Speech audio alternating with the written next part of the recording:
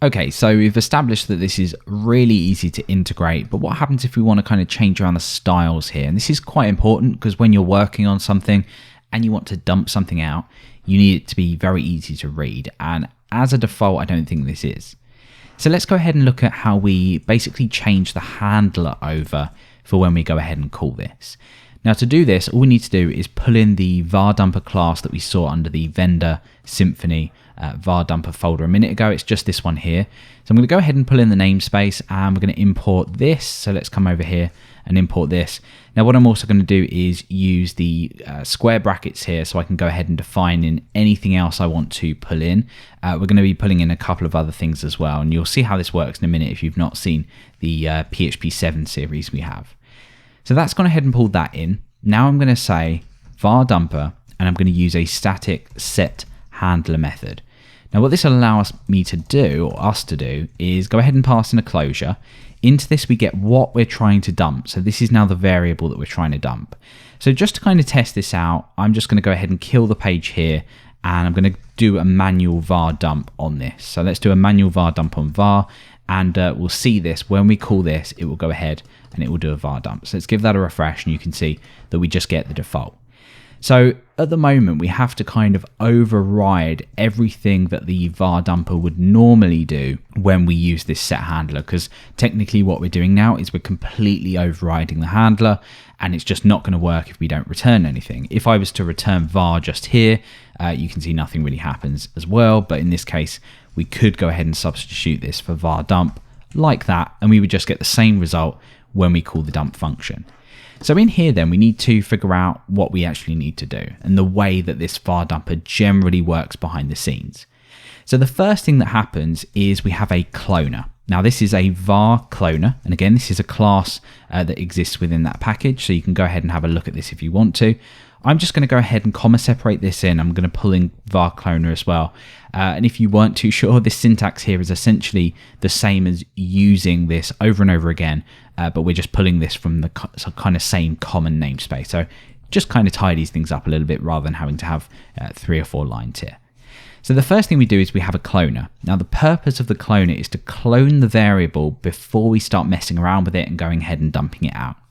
Then what we have is an HTML dumper. So we go ahead and create a new HTML dumper. Now you might be thinking, well, why do we have to have a separate HTML dumper? Well, let me just go ahead and pull this in and I'll explain. When we go ahead and dump things out, we can either dump them in an HTML format, or we can dump them in a command line interface format. So maybe if we're running the file on the command line that we're working with, so for example, php index.php, obviously we have an error here, but we'll fix this up in a minute. We get a completely different output in the command line. So we need to allow this to be formatted when we want to dump it on the command line. Maybe you're working with the Symfony console component and you want to nicely dump something out from here. So really it depends on what you're doing.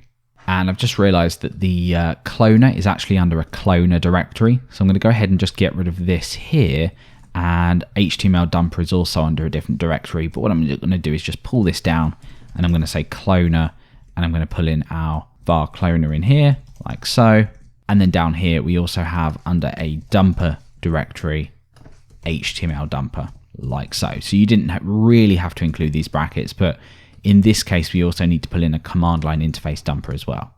So let's go ahead and pull this in now, just so we can see. So command line interface dumper, and let's change this over to CLI dumper. And of course, this comes from the dumper directory, so we can go ahead and pull this in here. So CLI dumper, and we can go ahead and get rid of these because in this case, we don't need to pull anything else from these particular root namespaces. So now that we have our var cloner to clone our variable that we're trying to dump, and we have our HTML dumper to dump HTML, and our CLI dumper to dump on the command line, we need to work out if we're working on the command line or if we're working within a browser.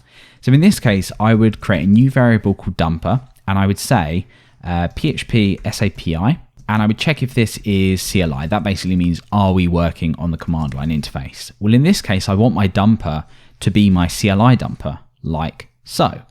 Otherwise, I want my HTML dumper that we've newed up here.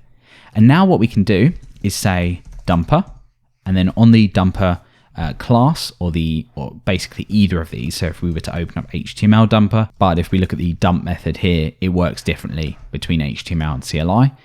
Then we can just say dump like we've seen, and then we can go ahead and say cloner, and we need to clone the variable that we want to dump. And in this case, it's the variable that we get through when we call that dump function. So pretty simple, clone something, work out how to dump it, and then go ahead and dump it. That is all we need to do.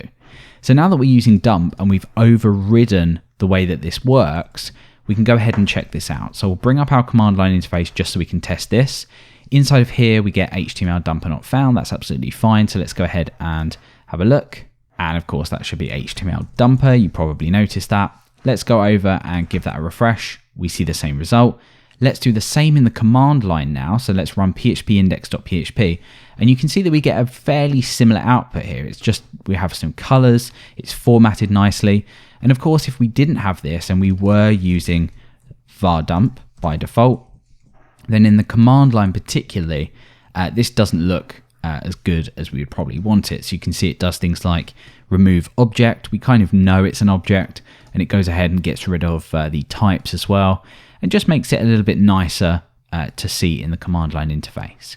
So that is how we fiddle around with the handler when we call the dump method. So pretty simple, HTML dumper, CLI dumper, we choose, and we go ahead and dump it out. Now, there's one last thing I want to do, and that is the styling for this. So to me, this isn't very easy to read. I'd have to probably increase the size of it to be able to see what I was doing. So in this case, I prefer a white background. So what we're going to do is explore the HTML dumper and see what we can do here. So let's go ahead and open this up. And if we come down, you can see immediately we have things like some methods here for the dump prefix. We have all of these styles here. And of course, what we don't want to do, or what we can't do, is go ahead and overwrite these because they're protected. So what I would do in this case is I would search for set, and already we see set styles. So I know that what I can do is use set styles to override any of them default styles that are just up here. So in this case, for the HTML dumper, and in the case of the CLI dumper, what I would probably do is just new this up in here, because there's not really much need for a separate variable for this.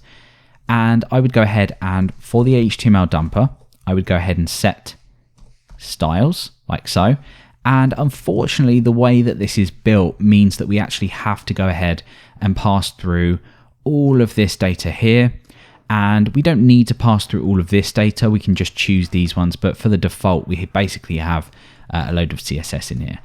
So what I would do in this case is I would grab all of this, pop it in here under some kind of default property. We've already seen that. In fact, I copied that over so I can get rid of that. And we can just go ahead and start to change this around. So for the background color, I'd probably immediately set that to white, or you could go ahead and set that to transparent, entirely up to you. White's probably a little bit better, just depending. And I think, to be honest, that's pretty much it for that. Obviously, the only thing is now we're not going to see these properties here that were originally in white. So we need to go ahead and change these over as well. So we know that here, if we just have a look down, we've got public, protected, and private. We know that these are set to a light color. So in this case, a white. So we can go ahead and override these as well. So I'm going to paste these in here, and I'm going to simply change these over to maybe a very dark color. And when we come over, there we go. So this obviously looks a lot nicer. Feel free though to just change this around to whatever you prefer. But for me, I can read this a little bit easier. And of course, over in the command line as well, we've not really affected anything because we've only gone ahead and updated that for our HTML dumper, not our command line interface dumper. But that is pretty much it. You would go ahead and put this in some kind of bootstrap file away from everything else. Of course, in here, we've got it all in one page, but as long as this is away, you can go ahead and update it whenever you want. And it's there for you to change as well if you need to update it at a later date.